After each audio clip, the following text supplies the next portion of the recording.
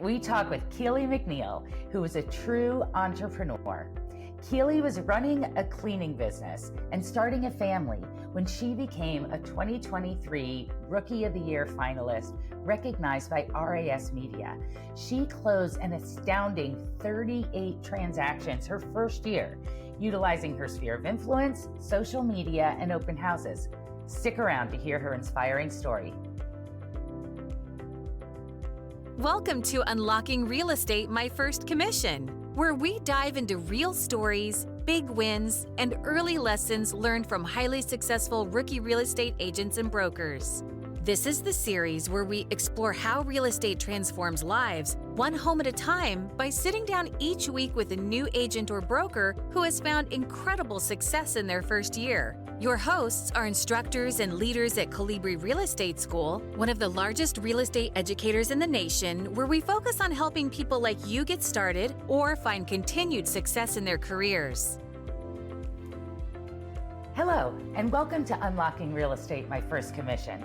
I'm your host, Tina Lapp.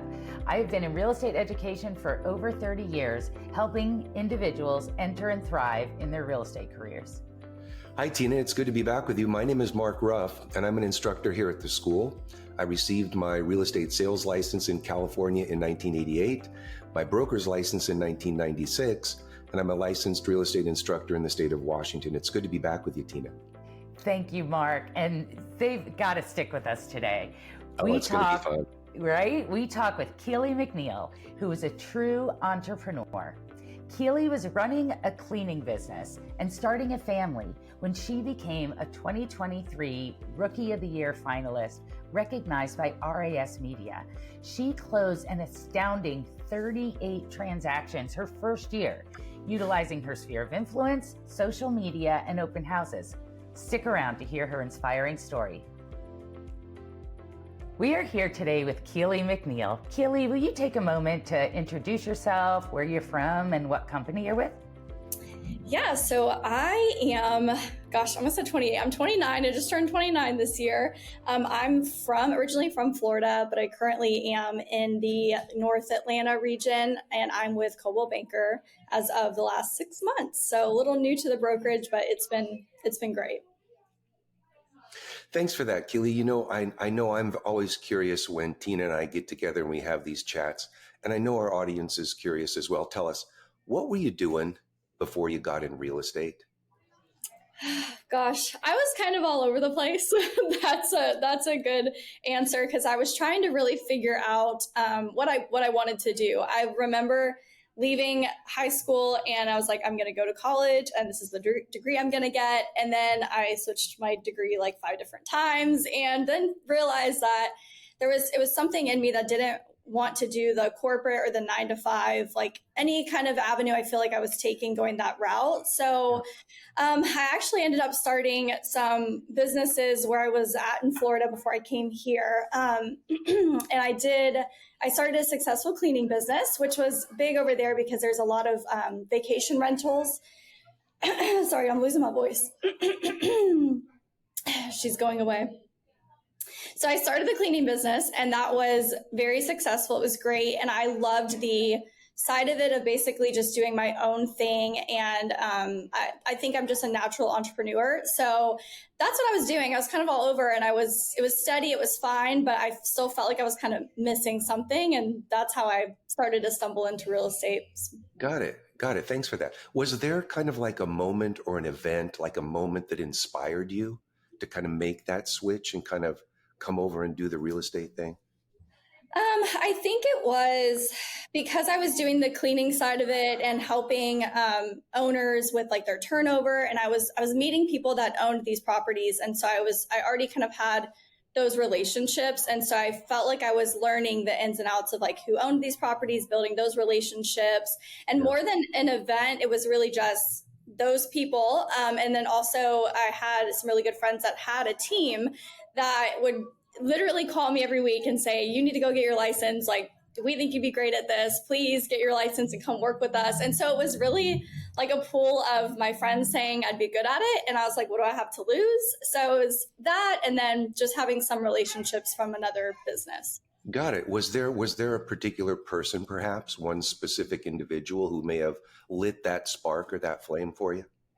Yeah, I guess it would be, well, as far as the team goes and my friends, it was Gabriel was his name. He was with Keller Williams when I joined the team, but it was just the motivation of like I was seeing them be successful, and seeing that I liked the way they were doing things. And I feel like just putting myself in that environment every now and then, with all of them being in real estate and just hearing the conversations, I think that was a big factor. I didn't go in feeling as scared as I think a lot of new agents do, because I had the people around me that were killing it. And so that I think helped me a lot too.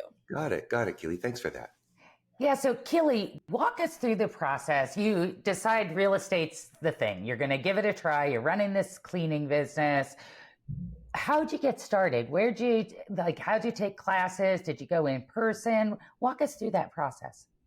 Yeah. So I am a go-getter. And when I decide I want to do something, I'm going to do it right now. And I'm not going to wait, which I think is great. Sometimes it's not the best, but in this case, it worked out well.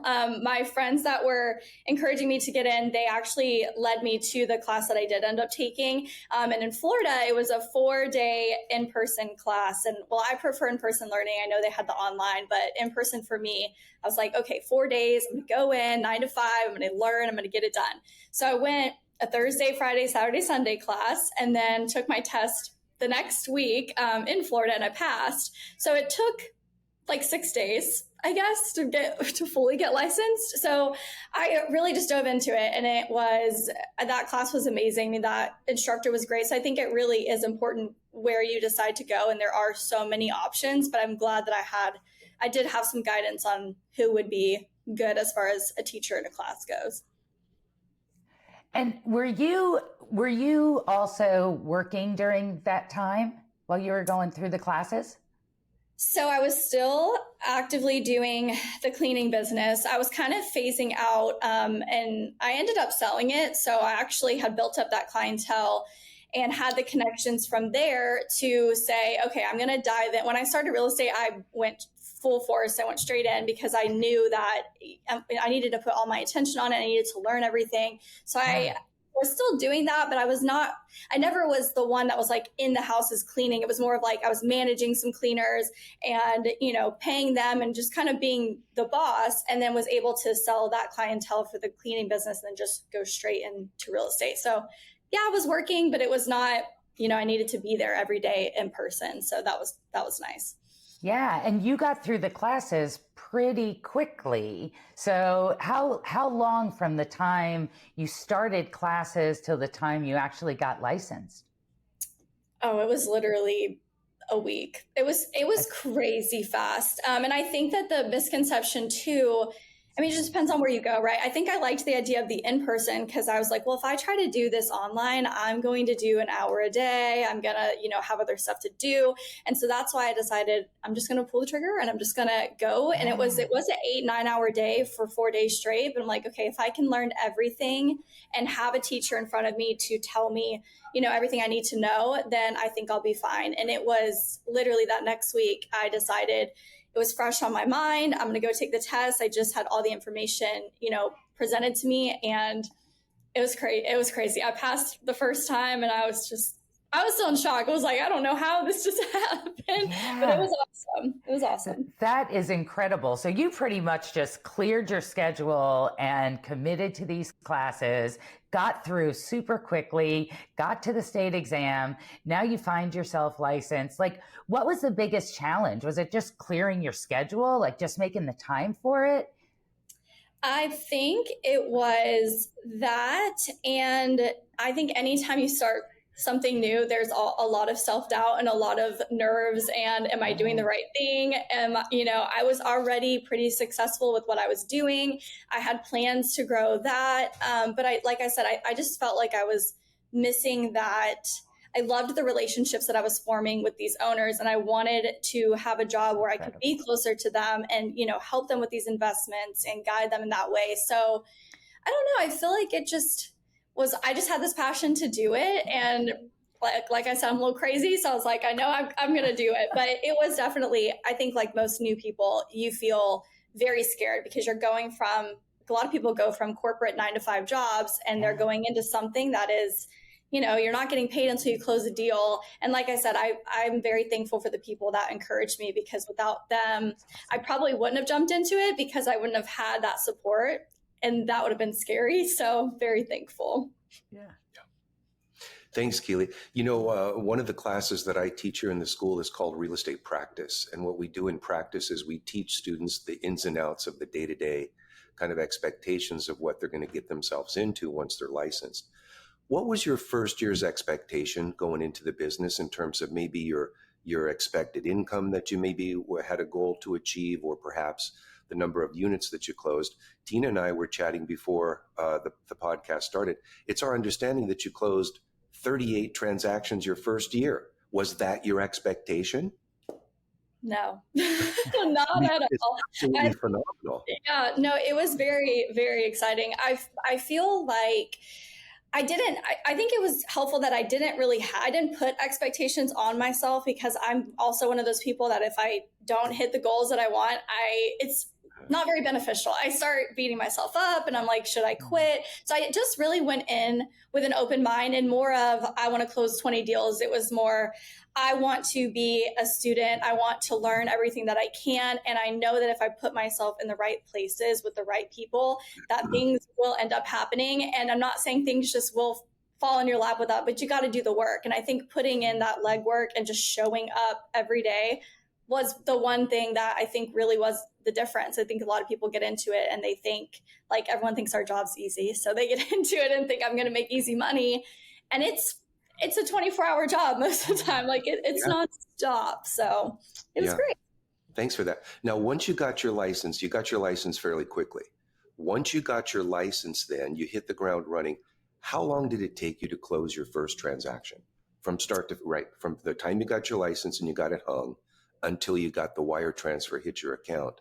How long did that take? That was probably right at 3 months. 3 months. Okay. Yeah. And it actually was a good friend of mine that I went to church with. And I ended up just telling everybody I was getting my license. And she was, I'm going to give you a chance. And I know that you're motivated. You'll take care of me. So of course, the best clients are when there are people that and you already have that relationship. So it was pretty quick because she already knew she needed someone and thought about me. So it's pretty quick. Got it. So another thing that we teach in practice is what you're talking about, called the sphere of influence, right? We want to dig deeply into that database. Now, once you got started then, how did you establish your credibility to the market? How did you kind of boost your cred?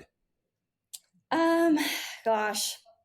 Social media was great for me. I think that's always been my strong suit. And I've just really leaned into that. And it's funny because the guy whose team I joined, cold caller all day. He was calling people. He loved it.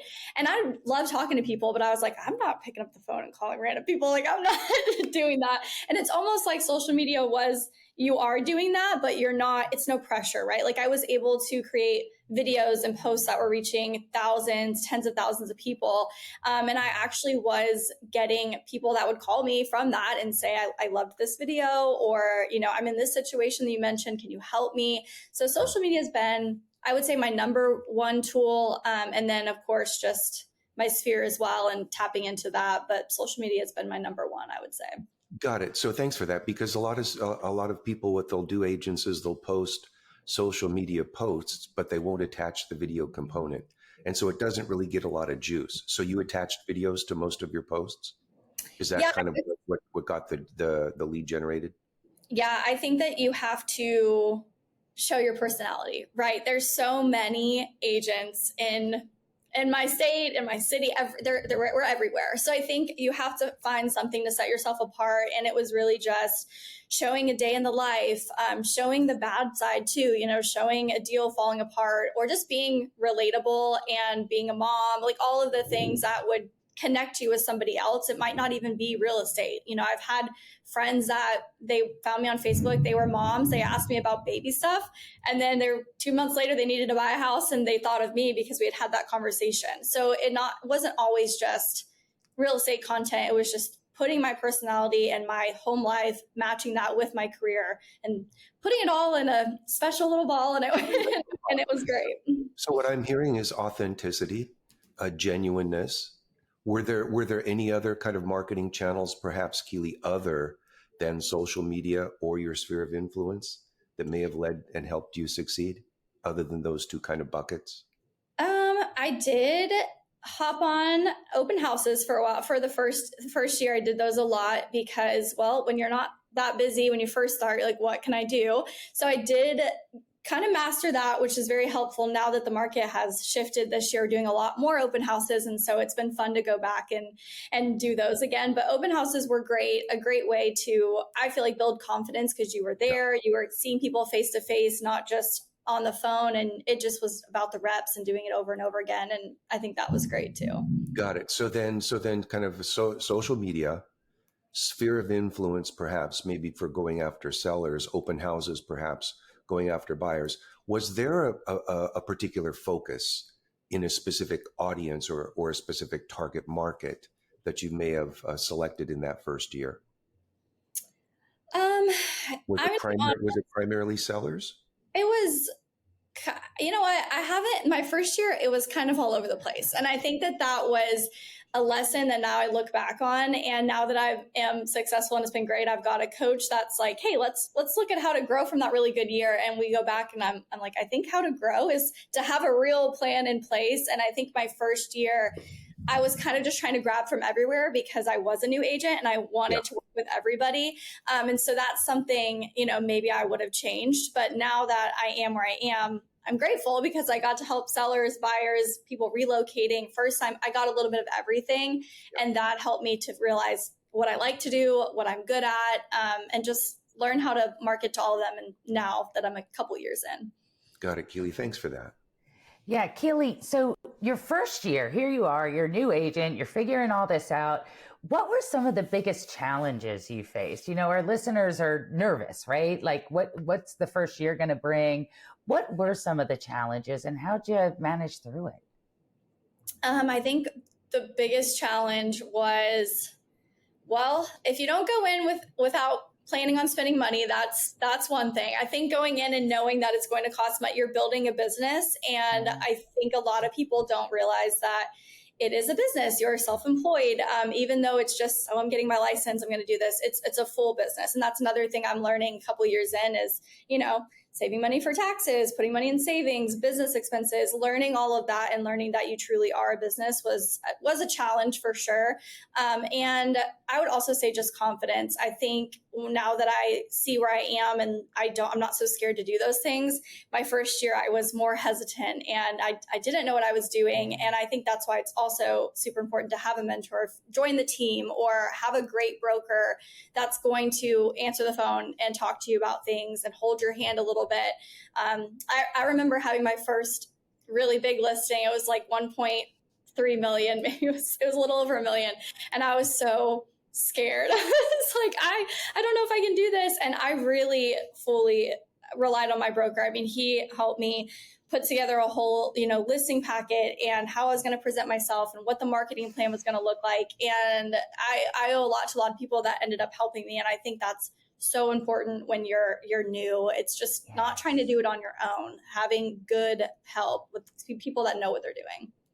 Yeah, that's great advice. And so you definitely relied on your broker, your other team members. It sounds like, you had a support system for sure, leaning in and helping you. That's great. What else, how'd you balance your work family life? This question's so hard because I feel like I don't do a great job at it, but I feel like that's just real estate in general. I mean, one day this week's been crazy. I've been, 7 a.m. I'll leave the house to go do stuff and I won't get back till 7 p.m. and my kids are getting ready for bed and that's really hard. But, next week, now that I've gotten all this done this week, it might be a slower time and I get to hang out with my kids more. So I think there's a balance that's kind of kind of day to day, week to week. I mean, the seasons too for us, like the winter time's usually slower. And so I really know now that I can take those winter vacations with my kids and we can enjoy Christmas and New Year's. And maybe the summer is going to be a little crazy. So you just have to learn, when you're busy, get the stuff done and know that it's not going to be a great balance at that time. But then when you do have the time to spend with your family, you have to really value it and take it in. And at that point, try to put your phone down, but that's hard. That's very hard. Yeah. Well, and we have a lot of listeners out there who have young kids at home and they're thinking, gosh, can I do this? Will I be able to figure it out? And you have young kids at home, right? Like, I don't think we talked about that yet, but why don't you share a little bit about, your kids and your sort of your life as you went into real estate? Yeah. So I guess another challenge would have been when I started, I was literally pregnant with my first son. So that was another challenge. I leaned on a lot of people, like I said, that I had tons of help. So that was great. I think if you don't have the help, it can be overwhelming. But what I'll say too about having kids is they motivate you so much. And you think, okay, this is going to be, they're going to be expensive. I'm not going to have much time to work. And like, how am I going to do it? When I had my kids, I mean, everything tripled for me, money-wise, client-wise. And it was just I need to provide for them. I need to get ready for their future, for our future. So they made me more motivated and driven, which is great. But we do have family that helps. You've got to line that up too, because you do have to work. And so I think, just being realistic with it and also knowing, yes, real estate can be very flexible, which is great for having kids, but if you do want to be successful in it, it's going to take a lot of your time. And I think for the first couple of years, if you understand that, you'll be okay. But the great thing about real estate is once you take those couple of years and you really grind and you stay really busy, the years after that, you don't have to do that. You have people coming in, you have repeat clients, and you're not feeling like you have to hit the pavement every day and meet new people because you've got repeat clients and you've got word of mouth and those things in place. So I think it's just hit it for the first couple of years. And if you do it right, it's gonna really take care of you. That's great advice. So you're in your first year, you're rocking it, you're moving along, you're getting help where you need it. We all make mistakes. Like anything that stands out from your early days that was a learning experience, maybe funny, maybe, anything that you remember from your first year? Oh no, sorry, I lost you for a second. That's okay. We'll edit that out. But so from your first year, any memorable or funny experiences, maybe a transaction that, didn't work out right, or if something funny you had to do for a client that you remember? Yeah. So, a mistake I made when I was at a showing one time was these super lock boxes just drive me absolutely insane. But I ended up, if you know anything about super, or you will when you start real estate, you've got to have a Bluetooth device to open up the lockbox. And so I had my phone and I got in okay. And I was distracted because, of course, I was talking to my clients and we were looking around the house and they loved it. So we walked out of the house and I locked the super up and my phone was inside still. So I basically locked my phone in the house, couldn't get it out because the key was in the lockbox and I had no way to get back in the lockbox. So that was a fun time. And my poor clients are like, should we wait for someone to come help you get your phone, or should we? And I'm like, don't even worry about it. It's fine. But that was like the scare. I was just like, oh, now I have to call the listing agent. But how do I call the listing agent? Because I don't have my phone. So it was like borrowing their phone and having to bother people. I felt so bad, but it was very embarrassing too, because I was like fairly new and I'm like, they probably think I have no idea what I'm doing. So keep your stuff in your pockets, because I like to set it on the counter and like start to, I talk with my hands and I walk around, and then you get into it and you totally forget, and don't recommend. Yeah. Well, you know what? Real people, real things happen. That's a great example. That's a great story. So how do you build relationships with your clients? Like when you some you already knew, but when you met new clients, maybe at an open house, like how'd you cultivate that relationship?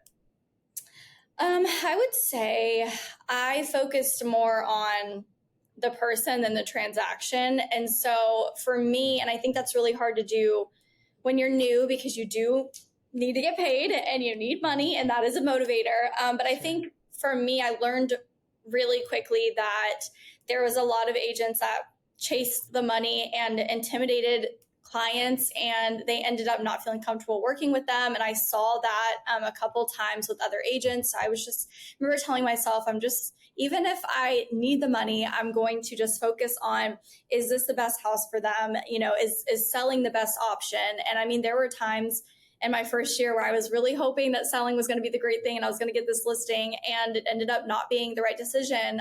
But just being honest and telling them that and saying, I think you should wait several months, or I think you should rent instead of sell. I mean, all of the options, they ended up being clients in the end, whether it was years later or months later, or I would get referrals from them. So I think the biggest thing is making sure that they know that y'all, it is storming so bad outside. Did you just hear that thunder? Yeah, I did actually. Y'all, it is coming down. I'm in the conference room and it's like, sorry, it's pouring rain.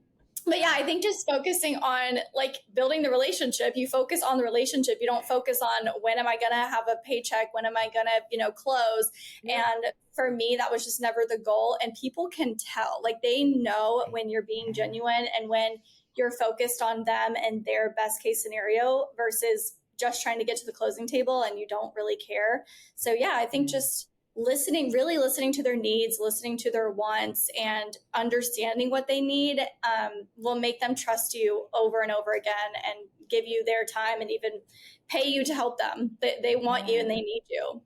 Yeah. Are there any particular client interactions that stand out to you or were particularly emotional, or just any stories from a particular client interaction? Yeah, so I actually in the past helped it was a referral from a closing that I had, or client that I had. It was one of their friends, and he actually was a homeless veteran. And so it was a crazy scenario between working with the VA and getting him, the awards that he did have and getting him paid through the VA and finding him a lender that would work with him. We ended up getting $20,000 in closing costs for him. He didn't have a down payment with the VA. It was an amazing experience. And I just remember feeling then like, this is the purpose, this is the point. This is why we do what we do and we are needed. It was literally a man who was living in his car who has served our country. And my dad's military, my whole family is. So for me, it was just like, I can't believe that we have somebody that's done this and is in this position. And I worked for 4 to 5 months just to get him approved with somebody, and then worked 2 months after that to make sure we got to the closing because the appraisal was bad. It was just a whole mess. But I remember him, at closing just crying and being so thankful. And, I was like the third agent that helped him because everyone said that there was no point.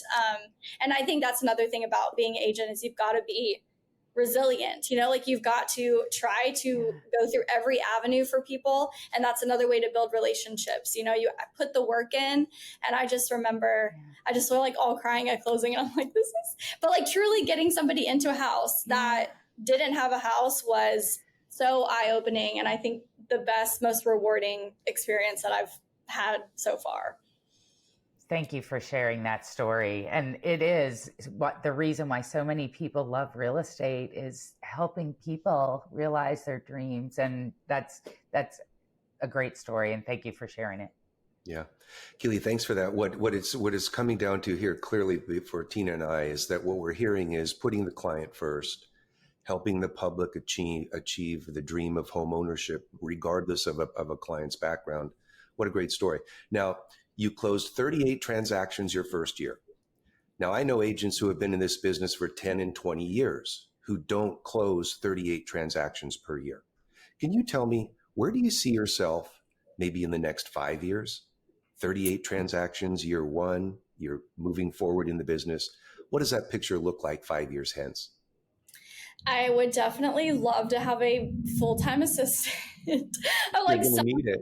yes, somebody that can definitely do a lot of the work that we can pass on. I would like to just mainly be client facing and not have to worry about a lot of the marketing pieces and, just the things that we can kind of automate. And I still want humans there. Like, I want somebody that is going to be able to help me build those relationships. So that's why I think having an assistant that also has the same mentality as me would be important. And maybe, I don't know, being on a team, I learned a lot. I learned a lot about, what team members need, how to grow a team so that people feel valued and they want to stay and not just, go through a team and leave. And I've seen that too. So I think possibly having a team, but I think I would like it to be small. I think having, maybe one or two newer buyer's agents and being able to bring them on and pass some of the business, if I'm so busy, pass them business and bless them with that, but also teach them how to do what I've done. And I don't know, I'm hoping that if I do that, I can retire kind of young and still have a team and maybe even do less of the work. And that would be awesome. And I could see my kids and grow, see them grow up, but we'll see. It's big goals. So Fantastic. Well, good luck on that. Now, do you have any tips maybe or some ideas or perhaps some lessons or some strategies maybe that you could kind of help advise new aspiring real estate agents? What did you learn, especially that first year, that somebody else could apply? Yeah. So I try to always say that. I tell a lot of people this, but I try to not say it in a mean way. There's a lot of real estate agents, but there's not a lot of good real estate agents. And I think that when you go into it and you feel like you're competing with thousands, hundreds of thousands of people, it's very, very intimidating. But like you said, a lot of agents that have been in for a long time, they haven't really closed a lot of deals and they're hanging on to that license. And I think it's less intimidating to go into it as a new agent, knowing that you might only be competing with 2% of those agents, because those are really the good ones. And I wish I knew that when I started, because I think that would have given me more confidence because I knew I was working. Thank you very much for that. I appreciate that, Keely. Yeah. So Keely, we're going to jump into our lightning round. I'm going to ask a question, provide your immediate thoughts, 60 seconds or less, couple of quick hitters. So the first one I'm going to ask, is there a book or a podcast that you've listened to that you'd recommend for the audience and why? Yes, I have one of both because I love to listen to podcasts. We're always in the car, so you gotta have one. The book that I love is People by You. So, it's a good sales book. It's a good business book for us as agents because we're selling ourselves to people. So great book, People by You. And then the podcast I really like is called Hustle Humbly. And it's two real estate agents that are in Louisiana and they are in different brokerages, but they collaborate that way. And they just have, as a new agent, a great place to go. They've got really good tips and tricks and, they'll teach you about open houses. They'll teach you about lead generation and they're very organic. So it's a really good podcast. That's great. Great tip for the audience. So if we had a time machine and you could go back to the day you started this journey, what advice would you give yourself?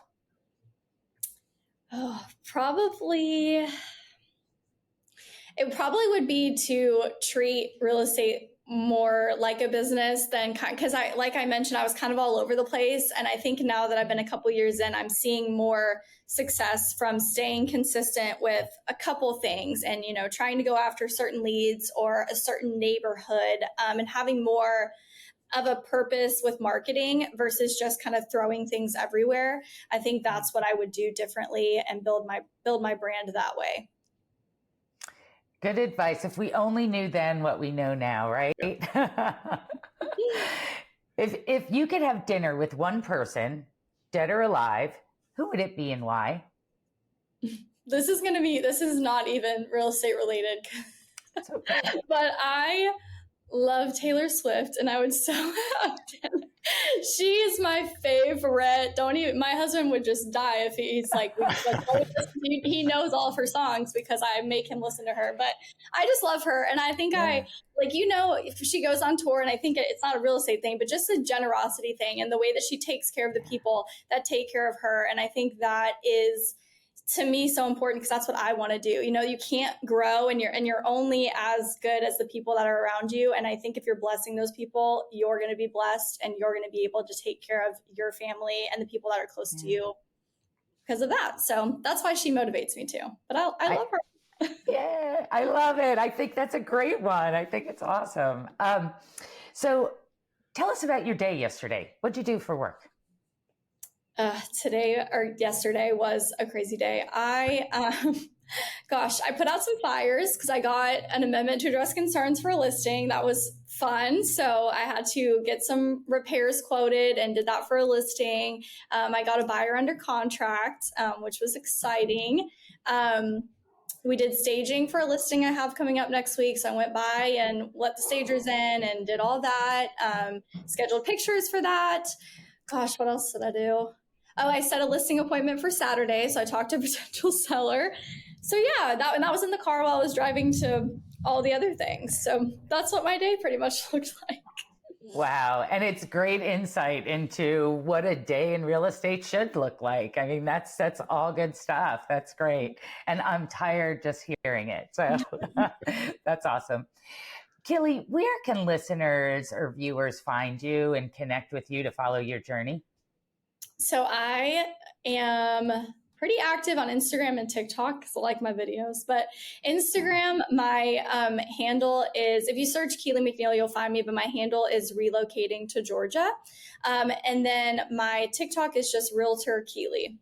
It's my username for that one. Perfect. Thank you.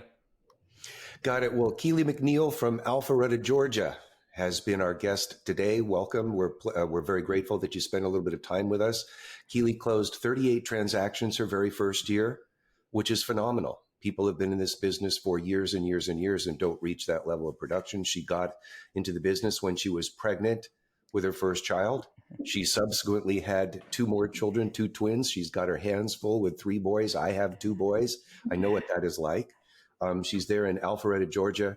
Thank you very much for spending a little bit of time with us. We really enjoyed it. I know that your conversation is going to be inspiring, not only to me, but to other people who are watching the show. Thank you very much for being with us. Yes, thank you for having me.